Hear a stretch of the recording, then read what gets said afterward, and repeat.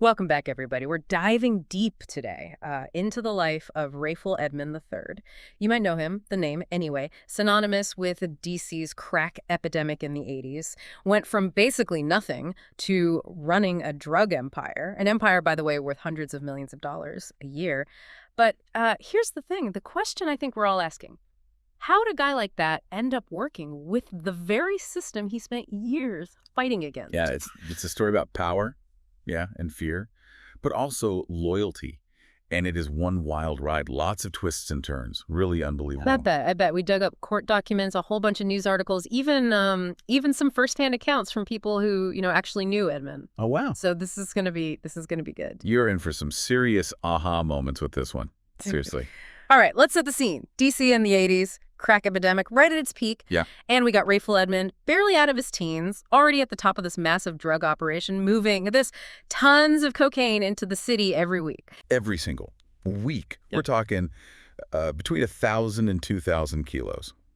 Direct from the Medellin cartel. Oh, hold on. The Medellin cartel, like the Medellin cartel. The one and only. Yeah. The ones who, basically, they were the ones controlling the global cocaine trade at that point. Wow. And his organization, making estimated $300 million a year. 300 million. A year. Okay, but big money like that, there's a dark side. Always a dark side, yeah. And Edmund's organization, linked to some of the worst violence DC had ever seen. I mean, they were connected to 30 murders in 1 year. 30.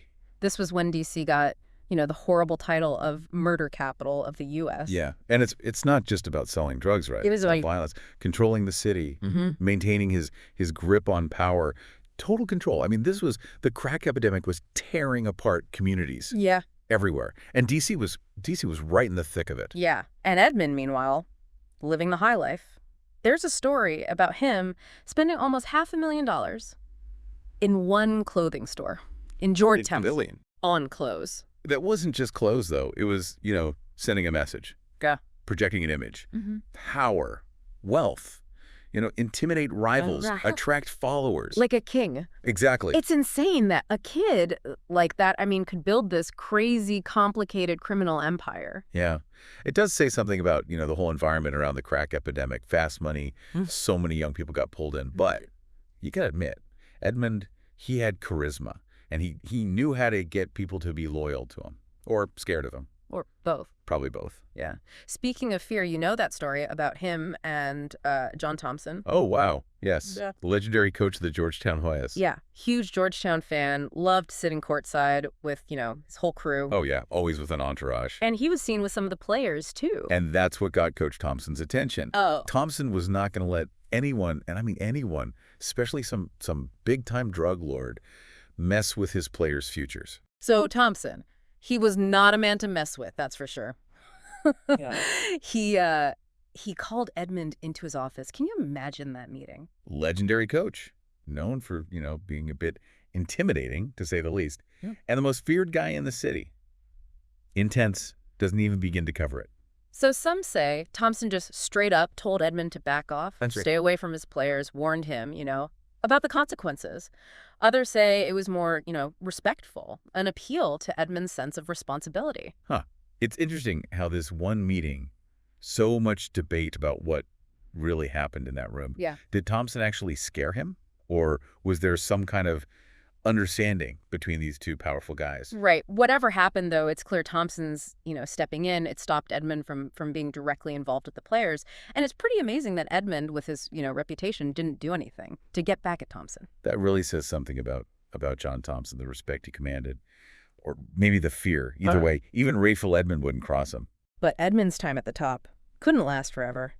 In '89, he's just 24 years old. His world comes crashing down. Arrested. Oh. And it was everywhere. The news. Massive story. And the trial. Oh, man, it was like something straight out of Hollywood. The authorities, they were so scared of him, of his crew, they went to crazy lengths to protect everyone involved. What do you mean crazy lengths? Like what? Witness protection. Yeah? On steroids. Well. Jurors were anonymous. Totally secret identities. They were even behind bulletproof glass in the courtroom. Nobody from the public allowed in. And get this, every day. Edmund flown in from Quantico. Quantico. The maximum security prison. by helicopter. A helicopter? Are you serious? Yeah, it's serious. The justice system itself was terrified of this guy. Think about it. This is a guy who built his entire empire on fear. They weren't taking any chances. So what happened? What was the verdict? Guilty. No surprise there. Long list of charges: drug trafficking, racketeering, even using minors in his operation. Yeah. The sentence: life without parole. Seemed like the end of the road for Rayful Edmond. You'd think so, right? Case closed. But man, life is stranger than fiction. Even behind bars, Edmund couldn't resist the pull of the drug trade. You're not kidding. He actually kept running his operation from inside Lewisburg Federal Penitentiary. Wait, how? How's that even possible? Prison phones. To connect with suppliers in Colombia, coordinate deals on the outside. The guy was basically the CEO of a criminal enterprise while sitting in a federal prison. That's unbelievable. I bet the authorities were not thrilled. Furious. Huge scandal. Congressional hearings, investigations. How was security so lax? Edmund ended up getting another 30 years, tacked onto his life sentence.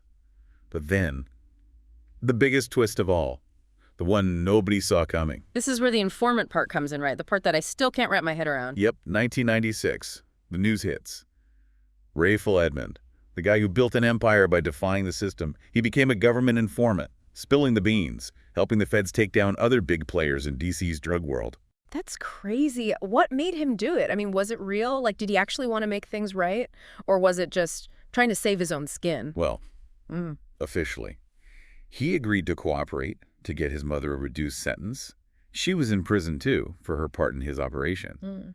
But some people, they think it was fear. Maybe for his own safety inside. He definitely had some powerful enemies. No doubt. By becoming an informant, he basically signed his own death warrant. In the eyes of his old crew, anyway. So to protect him, witness protection program. Nobody knew where he He was. just disappeared. Vanished. So did he ever come back? He did. Fast forward to 2019. Edmund's in his 50s now, and he's back in a D.C. courtroom, this time, asking for a reduced sentence because of his, cooperation. Wow. What was the reaction? I mean, people must have been shocked. It was mixed, yeah. Some people, they thought he did his time, deserved a second chance. Others, outraged. They said, this guy's dangerous. He should be locked up forever. Actually, a survey at the time found that half of D.C. residents, they actually supported releasing him. Half? Yeah. Shows how complicated his legacy is. He caused so much pain. But he also risked his own life, helping to bring down these other criminal organizations. No easy answers there. So did he get out? Did they reduce his sentence? The judge did, yeah, in 2021. Reduced it. But remember that extra 30 years for running things from prison? Oh, right. That one stuck. So it looked like he'd be spending a few more years locked up. But not maximum security, right? He ended up in a halfway house. Right. In 2024, July. Transferred to a halfway house, location undisclosed. Seemed like he was finally, nearing the end of this crazy journey. Then another twist. Come on, this story never ends. What happened? December 2024. Just a few months after getting to the halfway house, Rayful Edmond died. He died. Heart attack, age 60. Sudden, unexpected. End to a life that was, well, anything but ordinary. Wow. That is a story. From kingpin to informant to a quiet death in a halfway house, it really makes you think about choices, and consequences. Yeah. Full of contradictions his life was. Ruthless criminal who caused a lot of pain. But there were times he was generous, even willing to cooperate. It shows you people are complicated, even the most notorious ones. For sure. But we can't forget, the bigger picture. His story is so tied up with the crack epidemic. Such a dark time in this country. Destroyed so many lives, so many communities. Absolutely. Got to remember the victims, families torn apart, neighborhoods scarred by the violence. Edmund's story might be captivating, but it's a reminder of the real cost of the drug trade, the devastating consequences. Okay, so let's recap. Rayful Edmond III, D.C. drug lord, built a multi-million-dollar empire, terrorized the city, even had that face-off with Coach Thompson, then arrested, high-security trial, life sentence, but even in prison, he keeps running his operation, gets him an even longer sentence, then bam, he becomes a government informant, risks his life to take down other drug dealers, years in witness protection, and then he comes back, asks for a reduced sentence, huge debate about second chances, redemption. He gets out, goes to a halfway house, and then dies, just like that. It's a story. Crime, power, betrayal. Even a bit of mystery, but even more. It asks some really tough questions about justice, accountability, and just how messed up human nature can be. Here's something to think about. Did Rayful Edmond really pay for what he did, or did that redeem him in any way? It's a question without an easy answer. It makes you think about the gray areas, the ones we all face in real life. We really encourage you, keep exploring this story. It's fascinating and complex. Thanks for joining us on this deep dive. We'll see you next time. His arrest, the trial, it was a spectacle. But the crazy part is how he managed to keep his drug operation running, even from prison. I mean, the audacity of this guy. And it really says something about the system and how it failed. Yeah. Let's unpack that a bit. You were saying before he used prison phones to connect with suppliers in Colombia, but how did he actually move drugs and money? I mean, while he was locked up in a maximum security prison. He had this whole network, loyal associates on the outside. They handled the day-to-day stuff, got their instructions from Edmund through coded messages during calls, visits. It was sophisticated. They exploited weaknesses in security. This is what do you mean? Did he have corrupt guards helping him or prison staff? Oh, there were definitely allegations of corruption. But the investigations never really proved any direct involvement. The problem was more not enough monitoring of inmate communications, their activities. I mean, think about it. This was before, email, social media. Everything was phone calls. Way easier to manipulate.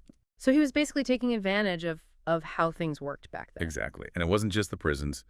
Law enforcement, they were still trying to figure out the crack epidemic, the scale of it, how complex it was. Yeah. Edmund's operation, it was a perfect example of how these traffickers, they were adapting, innovating, staying ahead of the game. And this was all happening when there was so much pressure, to get tough on crime, crack down on drugs. So the fact that Edmund was running things from prison, I bet that made people furious. Oh, yeah. It was a huge scandal. Congressional hearings, they called for stricter security. The whole Bureau of Prisons, they had to revamp their policies, how they monitored inmates, what they were doing, who they were talking to. So in a weird way, Edmund's criminal enterprise, it actually made prisons more secure. Unintended consequences, for sure. Edmund, he forced the system to face its weaknesses, to adapt to this new era of criminal sophistication. And then, well, you know the story. He becomes a government informant. That's the part that still just blows my mind. This guy built his whole empire on defiance, intimidation, and then he flips, works with the very people he was fighting against. It's dramatic, isn't it? And it makes you wonder about his reasons. Was it real remorse or just desperation or something else entirely? You said the official story is he cooperated to help his mother get a reduced sentence. But was there any evidence that maybe he was actually trying to make things right? Hard to say, for sure, what was going on in his head. He always said it was about his mother, protecting his family. But some people, they think he was also trying to salvage his reputation, whatever was left of it anyway. It's wild to think about the change he must have gone through, from powerful drug lord to an informant living in hiding. That's a huge shift, your whole identity, your whole life. Like living multiple lives almost. Street hustler, kingpin, prisoner pulling the strings, then poof, informant disappears. Each part of his life, it shows you a different side of him and the choices he made. Makes you wonder how he reconciled his past with cooperating with the government. Did he think it was a way to redeem himself? Or was it just survival? Those are questions maybe only Rayful Edmond could answer. But his story, it makes you think about how complicated people are and the possibility of change, even when things seem impossible. It also shows you how morally ambiguous things can be in real life. It's rarely, heroes and villains. Clear cut, Edmund was a criminal. He did a lot of damage. But he also took risks to help take down other criminals. He doesn't fit neatly into any box. Nope.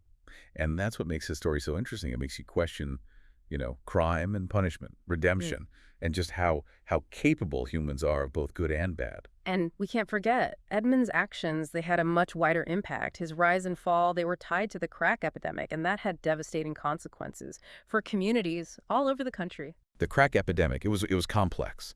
Social, economic factors, poverty, inequality, racism. Edmund's operation, it was just one piece of it. But his story, it gives you a glimpse into the human cost of this tragic chapter in American history. Yeah.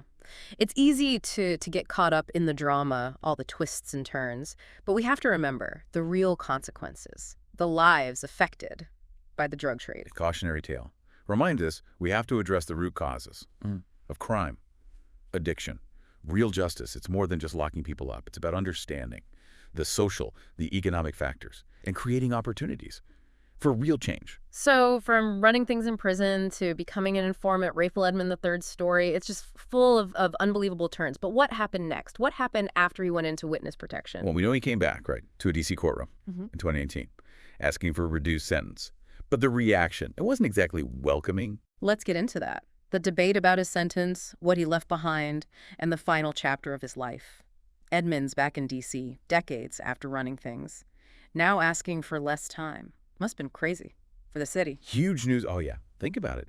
People who lived through the crack epidemic, people who lost loved ones, and then his old associates, wondering what he might say. Were they worried that, those associates might come after him? Absolutely. Even after witness protection, all those years, people still held grudges.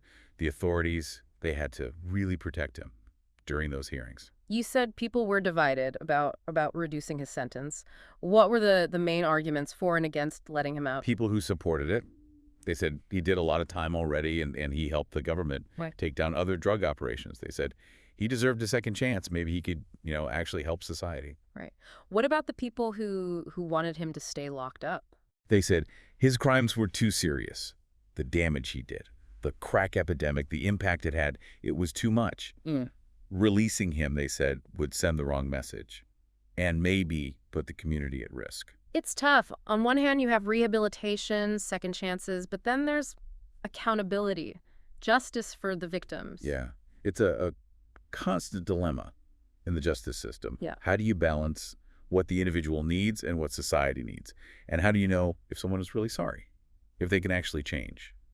You said a survey showed half of D.C. residents wanted him released. That's a lot of people. It shows you his legacy. It's complicated. He was a symbol of all the bad stuff that came with the drug trade. But some people, they thought he was trying to redeem himself. It's not, black and white. And even though the judge did reduce his sentence, he still had those extra 30 years for running things from prison. So he didn't actually get out right away? No, he went to a halfway house. Sort of a transition between prison and freedom. It was controversial, but it reflected, the whole debate about how to handle cases like his. So he's in a halfway house trying to rebuild his life, I guess. And then he dies. Heart attack. It almost feels anticlimactic after everything that happened. It does make you think. Even the most notorious figures, they're still human. Same weaknesses as everyone else. And, a life like his, it must have taken a toll. Physically, emotionally. It's like his death, it kind of brought an end to a story that just seemed to keep going. And in the end, we're left with more questions than answers. Did he really regret what he did? Did he find any peace? We don't know. But we do know his story still fascinates us. It makes us think about justice, redemption, how complicated people are. This deep dive, it's been wild. From drug lord to prison to informant, Rayful Edmond III's life, it was definitely not boring. His story, it's like a snapshot of a really crazy time in America. The crack epidemic, how devastating it was. And it's a warning about power and greed, what they can do to you. We've covered a lot. His rise, his tactics, John Thompson, the whole prison operation, becoming an informant, the debate about letting him out, and then his death. It's a story that still matters today. Yeah, it makes you think about the justice system, what redemption really means, how to balance individual rights and what society needs. And it shows you the past, it never really goes away. Rayful Edmond III, his life, it still echoes in D.C. and beyond. So what do you think? We want you to really explore this story. Look at it from all sides. Decide for yourself. Did Rayful Edmond pay for what he did? Did becoming an informant, was that redemption? Maybe there's no easy answer. Thanks for joining us on this deep dive into the life and times of Rayful Edmond III. See you next time.